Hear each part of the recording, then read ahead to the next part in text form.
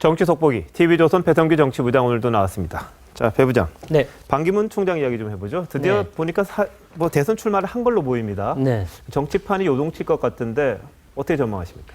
네, 지금 이 반 총장은 사실상 출마한다 그러고 여권은 두 동강이 나고 이러다 보니까 이 정치판이 친박, 비박, 민주, 국민 이렇게 사국지로 바뀌는 형국입니다. 그러다 보니까 이 사국 네 군데 중에 반 총장이 과연 어디로 갈 것인가 이게 가장 큰 관심사인데 영상을 한번 먼저 보시죠. 집안 싸움을 벌이던 친박과 비박이 마침내 결별을 선언합니다.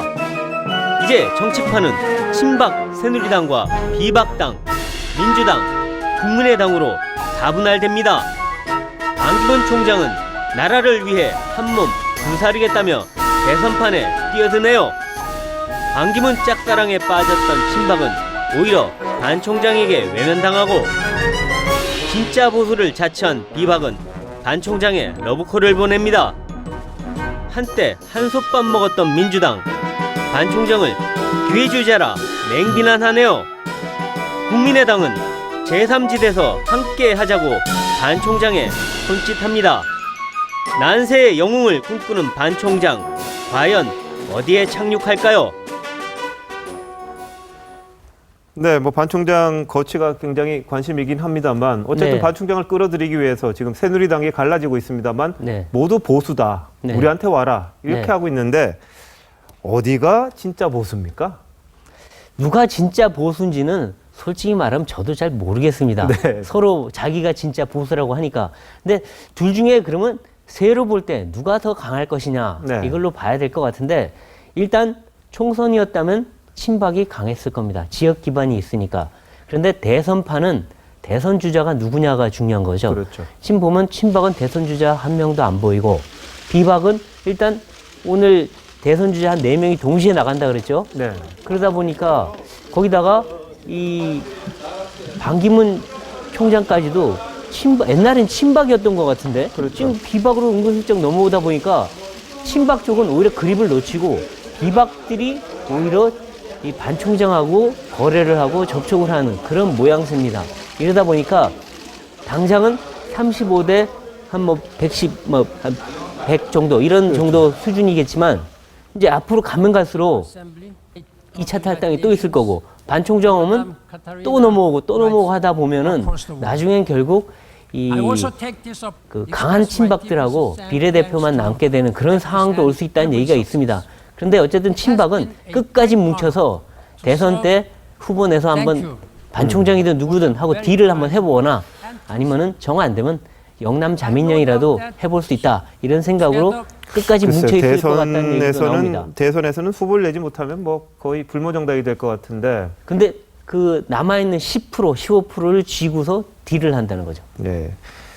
근데 결국은 반 총장이 누구 손을 잡을 거 아닙니까? 근데 비박도 그렇습니다만 국민의당도 반기문 총장에게 러브콜을 아주 강하게 하지 않습니까? 네. 근데 어떻게 될 것 같습니까, 이거? 지금 나오는 얘기로는 이 반 총장하고 뭔가 직접적인 라인을 형성하고 있는 거는 김무성 그리고 정진석 이 두 사람이라는 얘기가 나옵니다. 네. 그래서 그 최근에도 오늘 반 총장이 기자회견 했을 때도 그 사전에 김무성 전 대표 쪽하고 얘기를 해서 네. 좀 전략, 수위 이런 걸 조절했다고 합니다. 그래서 김무성 전 대표 쪽에서는 수위를 더 높여라, 대선 의지를 보여라 네. 라고 충고를 했다고 하고요. 그럼 그게 좀 먹힌 것 같네요, 어떻게 그렇죠. 보면. 그래서 수위가 높아졌다는 얘기도 나옵니다. 그리고 정진석 네. 전 원내대표는 거의 수시로 접촉한다는 얘기가 예. 나오고 있고요. 근데 다만 국민의당은 구체적인 아직 접촉 라인은 없지만 아마 반 총장도 보험 차원에서라도 국민의당을 방치하진 않을 거다. 분명히 접촉이 네. 오고 갈 거다 얘기가 나오고 정운찬 전 총리하고는 워낙 친분이 있는 사이고 그렇죠. 이러다 보니까 아마 이 반 총장이 여러 가지 경로를 통해서 다 이 손을 뻗쳐놓고 뭔가 밀고 당기기를 하지 않을까 하는 생각이 드는데 네. 어쨌든 지금 반 총장이 이 개헌 얘기한 거를 좀 잘 유심히 봐야 됩니다. 임기를 오늘 단축할 수 있다는 그렇죠. 말씀이죠. 그리고 네. 본인도 개헌을 할 수 있다는 뉘앙스를 풍겼는데 결국 여러 세력을 다 개헌을 통해서 한 고리로 합치려는 생각도 있어 보입니다. 그렇군요. 자, 그런데 말이죠. 민주당은 아주 강하게 반발합니다. 물론 뭐 당연합니다. 문재인 전 대표 같은 뭐 유력한 대권주자들이 또 있고 이재명 성남시장도 있고 박원순 안희정 뭐 여러분들이 계시니까 당연히 새롭게 들어오신 분들 뭐 그렇게 반갑지는 않을 거고요. 네. 근데 노무현 정부 때 같은 밥을 먹던 분들 아니십니까? 한솥밥 식구인데 네. 한솥밥 식구가 원래 갈라서면 더 무섭습니다. 그렇습니까? 네. 이 문재인 전 대표가 지금 가장 무서워하는 최악의 시나리오는 두 가지입니다. 첫 번째는 반기문과 비박이 결합하는 거고요. 네. 두 번째는 개헌을 고리로 국민의당과 비문까지 엮여드는 거예요. 거기에. 네. 그러면 소위 반문연대가 에워싸는 네. 그런 형국이 되는데, 그래서 이걸 막기 위해서 지금 공격을 시작한 건데 그래서 개헌은 다 이 낡은 보수들이 재집권하려는 네. 음모다. 그다음에 세판 짜기도 마찬가지다. 이거 다 야합이고 정략적인 거다. 이런 얘기를 하면서 공격을 하고, 그러면서 이 반기문 총장에 대해서는 배신자다, 네. 기회주의자다, 이렇게 해서 완전히 낙인 찍기를 시작한 거죠. 네.